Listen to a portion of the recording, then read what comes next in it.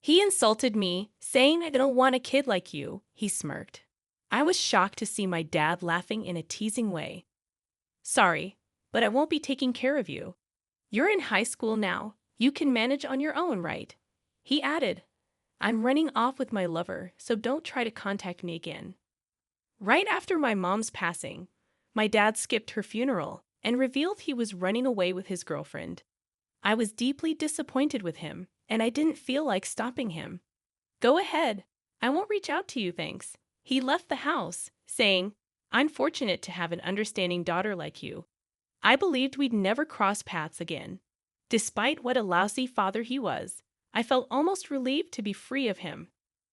Surprisingly, just 3 days later, I received a relentless call from him. I considered ignoring it but chose to pick up. Who is this? Then my father on the other end of the line said something unbelievable. My name is Emily Young, a fresh high school student. You might think I'm enjoying the typical high school life, but my home situation is far from ideal, all because of my father. He was a well-educated, leading accountant, often the subject of envy. However, his true character wasn't admirable. He had a habit of looking down on those with less education, including my mother, who only finished high school. He frequently belittled her, saying, a high school diploma is embarrassing. Without me, you couldn't survive in front of me. Despite what he said, she struggled to be financially independent and couldn't divorce him. She always encouraged me to study hard, emphasizing the importance of getting qualifications for financial independence. Don't end up like me, earn your own living, she'd say, reading books to me since my childhood. Even though my father earned well, he provided only the bare minimum, and my mother couldn't afford to buy books for me. So she often took me to the library, where she would read to me. Thanks to that, I got into a prestigious private school. However, my high-achieving father wasn't proud of me at all. He had no interest in me, not even knowing which high school I attended. His disinterest stemmed from archaic views of male superiority. Once he learned I was a girl, he lost interest. He had initially wanted a son to inherit his accounting firm, but that dream ended when my mother gave birth to me and couldn't have more children. Since then, he hardly showed any interest in my mother or me. When he was drunk, he'd insult my mother, saying, Dan, I'm such a nice guy to marry an ugly, stupid woman like you. She'd ask him to stop, especially in front of me. But he'd get furious, yelling, What, talking back to me? Do you realize who's feeding you, you useless woman? I couldn't bear to watch, locking myself in my room and covering my ears. His tyranny extended beyond verbal abuse. He also had a troubling habit of infidelity. Using work as an excuse, he frequently arrived home late, sometimes not until morning. Over time, he started emanating the scent of women's perfume, which repulsed me. I'd remark, Your perfume is too strong, pinching my nose. He'd respond with disdain, saying, What, you think your nose is too good? Why did you wear perfume too? A woman like you can't survive without relying on a man.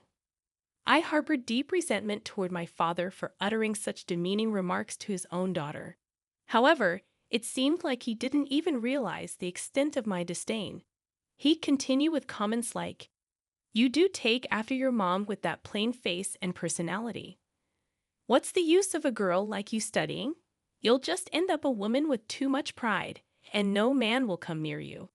While he consistently insulted my mother for lacking education, he belittled me for being educated, claiming it was pointless for a woman to study. I considered this man truly hopeless. Adding to the frustration, he scarcely provided us with any money, yet adorned himself in expensive brand suits and watches. Even his loungewear was stylish, leading me to question the economic inequality within our own home. When I proposed to my father, If you have that much money, why don't you buy something for Mom? He merely snorted, saying, It's my hard-earned money. What's wrong with spending it on myself? He adamantly refused to spend a penny on us. It was solely because of my mother that I could endure those days. However, just as I entered high school, she was diagnosed with breast cancer. By the time we discovered it, it was too late, and she had a limited time left. Upon learning about it, I broke down, clinging to her and crying. I questioned, "What am I going to do without you, Mom?" But then, considering the situation, I didn't want to cause her any more worry because of me. Since then, I made an effort to spend the remaining time with her as joyfully as possible. When I visited her in the hospital, she would say, "Sorry for troubling you every day, Emily. You have schoolwork too. You don't need to visit me so often," with a relatively cheerful smile. I responded, "I come because I want to see you, Mom. Plus, staying at home means dealing with that drunken father of mine. I can't stand even looking at him." Hearing this, my mother's expression turned a bit sad. "I'm sorry for making you feel that way about your father.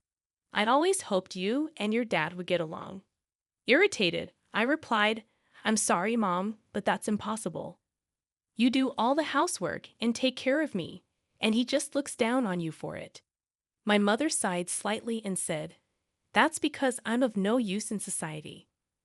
Trying to reassure her, I said, "That's not true, Mom," but she just gave a faint, sad smile. My father never visited my mother in the hospital. He rarely came home either. On the few occasions I did see him at home, I asked him to visit Mom, but he refused. "I'm busy with work. You, her daughter, should visit her. Dan, her suddenly getting sick and leaving all the housework undone is such a nuisance."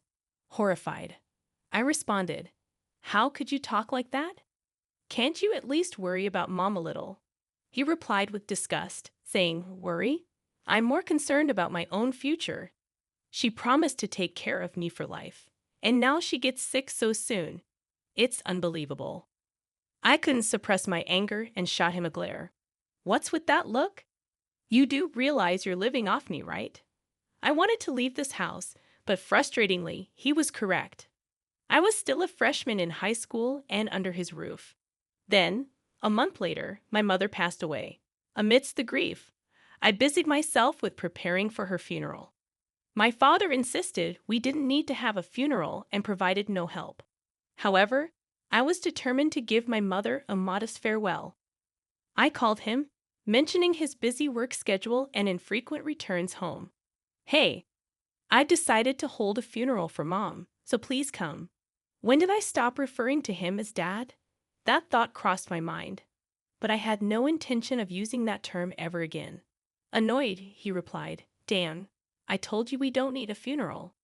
I'm not going to spend any money on that, you know. I'll work and pay you back in the future, so please at least come to the funeral. I'm busy that day, plus I hate such pathetic events like funerals," he said before hanging up abruptly. I was left speechless. Despite our strained relationship, he had been married to her for years, yet he wouldn't be there for her final moments or even attend her funeral. This was the breaking point for me. I lost all respect for my father. The next day, an unusual event occurred. I thought it was rare for my father to be home, but there he was in the living room with a large suitcase. Seeing my puzzled expression, he blurted out, "I don't need a brat like you," sneering. I was stunned to witness my father laughing mockingly. "Sorry, but I'm not going to look after you. You're in high school. You can live on your own, right? I'm eloping with my lover, so don't ever contact me again." Immediately after my mom's death, without attending her funeral, my father declared his elopement with his mistress. I was completely disillusioned with him and had no intention of trying to stop him. "Just do whatever you want. I won't be reaching out to you, that's for sure. Thanks. I consider myself fortunate to have such an understanding daughter," he said before leaving the house. I believe that was the last encounter between us. Strangely, despite how awful he was as a father, I felt oddly relieved to be free of him. However, just 3 days later, I received a persistent call from him. Initially contemplating ignoring it, I eventually decided to answer. "Who is this?" Startled by my response, he stammered, "You. How can you ask who is this to your own father?" I retorted sharply, "Do you really think I still see you as my father? Are you foolish?" This seemed to fluster him even more. "Hey, you've done something terrible, you know. Because of you, I might lose my job." "What are you talking about? I haven't done anything." "Weren't you the one who said never to contact you again?" I replied casually. Then, at the height of his anger, he shouted over the phone, "Is this really the time for that? I know what you're doing." Listening to him seething in anger, I couldn't help but laugh. Yes, he was right. The predicament he found himself in was a result of my actions. This takes us back to before my mom was diagnosed with breast cancer. Frustrated with my father's constant infidelity, I decided to gather evidence of his affairs by snooping through his phone. When he was intoxicated, he often carelessly left his phone unlocked, walked away, and dozed off. Swiftly taking his phone from his hand, I began sifting through the photos. There they were, numerous pictures of my father with a woman who appeared to be his mistress. I saved those photos to my phone. I embarked on a mission to uncover the identity of my father's mistress. However, being a high school student, my resources were limited. In contemplation, a close friend mentioned, my friend's cousin is a private detective. I pleaded with the friend to introduce me to the detective, who agreed to investigate my father's mistress, saying, "Okay, I'll do it for my cousin's sake, and you can pay me later." The investigation yielded intriguing results. The mistress, Natalie Grubb, was supposedly 32 years old, residing alone in a luxurious condo.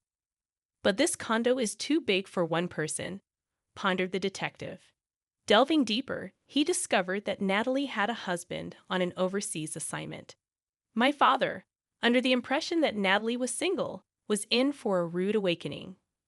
Upon learning this, I couldn't help but laugh.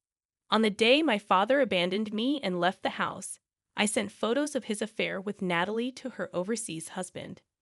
Half of the photos were taken from my father's phone, and the rest were captured by the detective.